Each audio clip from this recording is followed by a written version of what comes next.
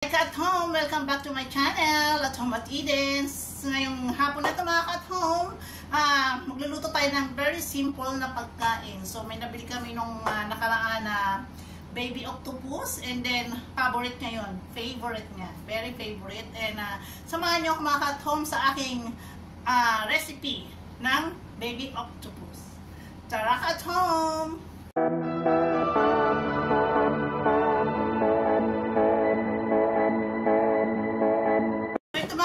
Sa very simple menu, itong ating lulutuin, and itong aming dinner for tonight.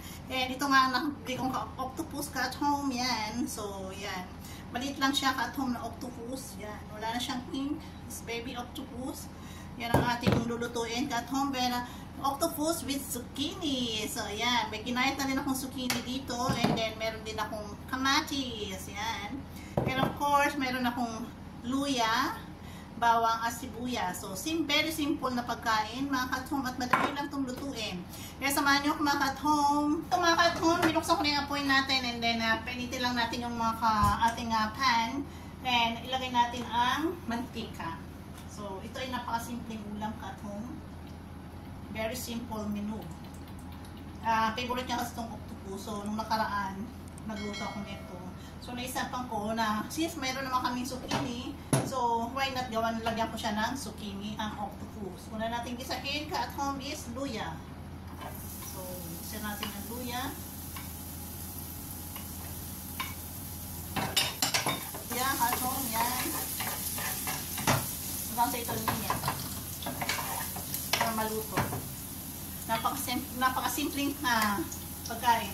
Ito nga pala katong yung octopus, ayan, pinigyan ko siya ng kalamansi para malis yung langsa, para, alam mo na, kasi yung octopus ay medyo malangsa, so puamoy natin, nawala yung langsa niya, di ba? Yung kalamansi is pangpalis ng langsa katong.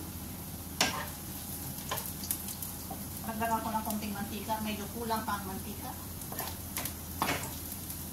And of course, the sibuyas. Ayan.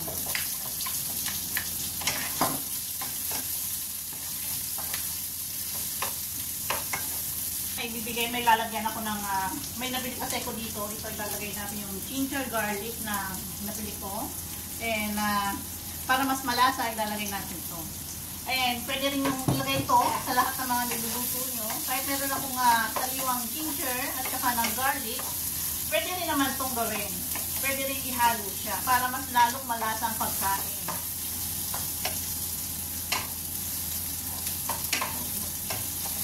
Sibuyas at home, nag-brown na siya, lagay mo na yung bawang.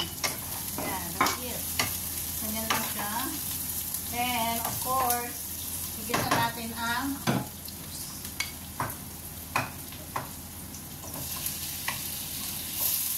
yan. Ako na octopus.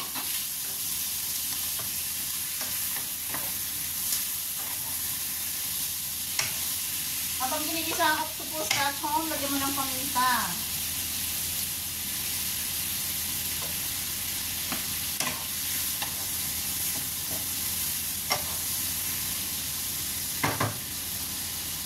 And ilagay mo na rin itong zucchini. Madali lang lutuin niya mga katong. Halos lahat madali lang. And lagyan mo na rin ng asin. So isang kutsarang asin. And of course, the tomatoes. Yan.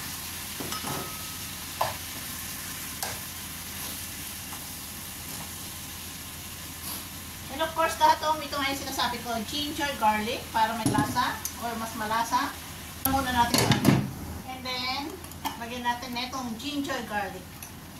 Isang kutsara para malasa at masarap. Ayan.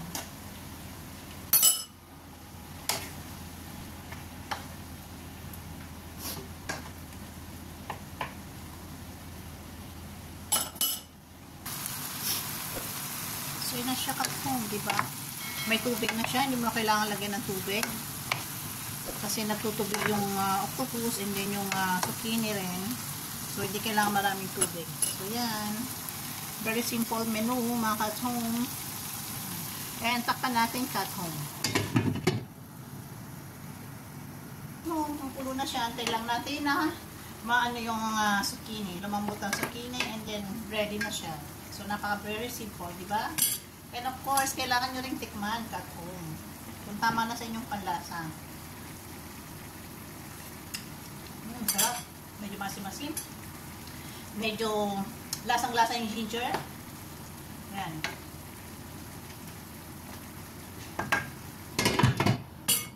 Yes. Ito, maintain na. So, ito na mga katom, luto na siya. Diba? Sarap. Luto na at malambot na yung zucchini. Kaya, pwede na tayong kumain at home.